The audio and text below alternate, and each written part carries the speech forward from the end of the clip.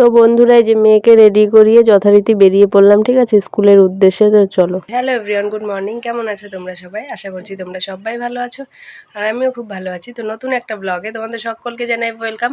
তো আজকের ভিডিওটি এখন থেকে শুরু করছি, তো ভিডিওটি স্কিপ না করে দেখতে থাকো, ঠিক আছে।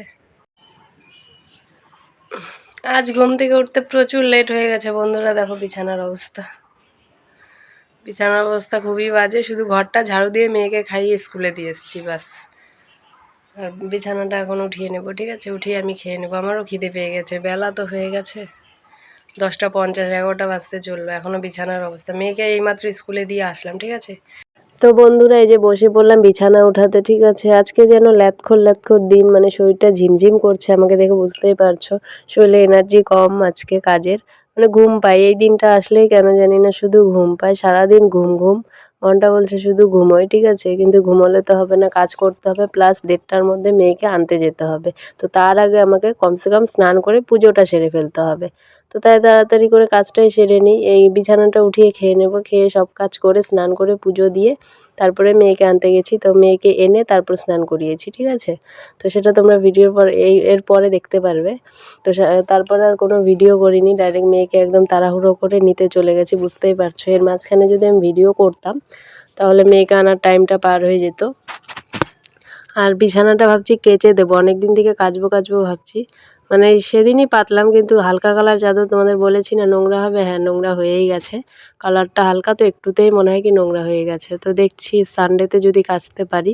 এই কয়দিন তো কাচতে পারবো না, সানডেতে দেখি যদি পারি কেচে দেবো। আর ওই যে মেয়ে গতকাল কীর্তনে গেছিলো, তো সেটাই খুলে আলনার উপরে রেখেছিল, তো এটাও বাইরে নিয়ে যাবো, কেচে দেবো, ঠিক আছে। তো চলো। তো বন্ধুরা এই যে ওকে চান করিয়ে দিলাম, ঠিক আছে। শ্যাম্পু করিয়ে দিয়েছি, আজকে চুলটা ভেজা, তেল দিইনি কিন্তু ভেজা চুল। তো চুলটা শুকোক, ঠিক আছে, তারপরে তেল দিয়ে দিব। হ্যাঁ, তুমি এখন বসো, আমি ভাত খাওয়াই দিই। খাওয়ানোর পরে পড়তে পারবো। আমি ঝাল ভাত খাবো না, আমি দুধ ভাত খাবো। আচ্ছা, দুধ ভাত নিয়ে আসি, খেয়ে পড়তে যাবে। তো বন্ধুরা এখানে চিনি আর নুন গুলে নিচ্ছি, ঠিক আছে। এবার কেন গুলছি সেটা দেখতেই পারবে। আর মেয়েকে তো অনেক ঘুম পাড়ানোর চেষ্টা করলাম, কিন্তু মেয়ে ঘুমোলো না কিছুতেই। টিউশন যাওয়ার আগে 1 ঘন্টা হাতে টাইম ছিল, 4টা থেকে 5টা, তো কিছুতেই ঘুমোয়নি। তো লাস্টে 5টার দিকে ওকে টিউশন দিয়েছি, দিয়ে এসে এখন আমার খিদে পেয়ে গেছে। ওকে তো তখন দুধ ভাত খাইয়ে দিলাম, তো সেটা খেয়ে স্কুল পড়তে চলে গেছে, ঠিক আছে। আর এখানে আমি এটা সুজি করে নিচ্ছি, ঠিক আছে। তো এটা চিনি নুন গুলে নিলে কি সুজিটা ঝরঝরে হবে, আর ওরকম সুজি খেতে ইচ্ছে করছে না। তো ভাবছি আজ একটু ভাজা ভাজা ঝরঝরা সুজি খাবো। তো সেই জন্য এইভাবে বানাচ্ছি। এইভাবে আমার মা বানায় বাদাম দিয়ে, ভীষণ টেস্টি হয় মায়ের কাছে। আমার কাছে মায়ের মতো হয় না, সত্যি কথা। কিন্তু তাও মাঝে মধ্যে ইচ্ছে করলে এইভাবে বানিয়ে খাই। দেখো লেগে মানে পুড়ে গেছে কড়াইটা, ভাজছি তো অনেকক্ষণ থেকে, ভাজতে হয় একটু ঝরঝরা করে, তো সেই জন্য কড়াইটা পুড়ে যায়। তো যাই হোক, তো পরে মেজে নেব কড়াইটা আমি। তো এরকম ভাজা ভাজা করে নেব। এই সুজিটা কারা কারা খাও বা খেতে পছন্দ করো, আমার তো ভীষণ ভালো লাগে এমনি সুজির থেকে এই সুজিটাই। তো সুজি রেডি হয়ে গেছে, কড়াইটাও মেজে নেব, ঠিক আছে। তারপরে চলে আসলাম, এই দেখো কুলগুলো চালের ওপর রোদে দিয়েছিলাম। আর ওই চালনিটা দিয়ে ঢেকে দিয়েছিলাম যাতে কাক পাখিতে মুখ না দিতে পারে, ঠিক আছে। তো মা কাজের ওখান থেকে এনেছিল, মানে কাজে যাওয়া আসার সময় কোনো একটা গাছ থেকে হয়তো পেরে এনেছে। কাজের ওখানে কয়েকজনকে দিয়েছে বলে, তো বাড়ির জন্য কয়েকটা এনেছে। তো এটা আমি ধুয়ে পরিষ্কার করে ধুয়ে রোদে দিয়েছিলাম, আর এইভাবে ঢেকে দিয়েছিলাম যাতে কাক পাখি মুখ না দেয়, সেটা বললামই তোমাদের। তো এই যে এটা রেখে দিই, কাল আবার শুকোবো, ঠিক আছে, রোদে দিয়ে। ইভিনিং বন্ধুরা, ঘড়িতে সময় এখন 6টা 2, ঠিক আছে। মেয়েকে টিউশন দিয়ে এসেছি, সন্ধে দিয়ে নিলাম, সুজিটা খেয়ে নিলাম, ঠিক আছে। এখন মুখে আছে কুলের বিচি। হ্যাঁ, এই কুলের বিচি যে কতক্ষণ রাখার অভ্যেস, কে কতক্ষণ রাখতে পারো জানি না। আমি বিয়ের আগে আর কি কুমারীকালে স্কুল যেতাম, ধরো কুল মুখে দিতাম, ওই কুলের বিচি নাই করে সারা রাত আমার মুখে থাকতো। সারা রাত কুলের বিচি মুখে নিয়ে ঘুমিয়ে পড়তাম।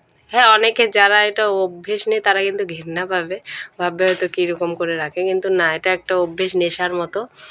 এই যে সাইডে থেকে যাবে, জাস্ট মুখে চাবাবো না, কিছু করব না।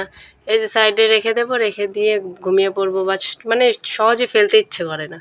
কুলের থেকে যেন কুলের বিচিটারই টেস্ট বেশি। তো এটাই অনেকক্ষণ মুখে রেখে দিতে পারি। তারপর সেন্টার ফুডও দেখবে, সেন্টার ফুড চাবানোর পরে তাড়াতাড়ি মিষ্টি ভাবটা চলে গেল। তারপরে যে সেন্টার ফুডটা অনেকক্ষণ মুখে রাখার অভ্যেস, কুলের বিচি মুখে রাখার অভ্যেস, এরকম অভ্যেস আরও অনেকেরই আছে, আমি শুনেছি। তো আমারও আছে।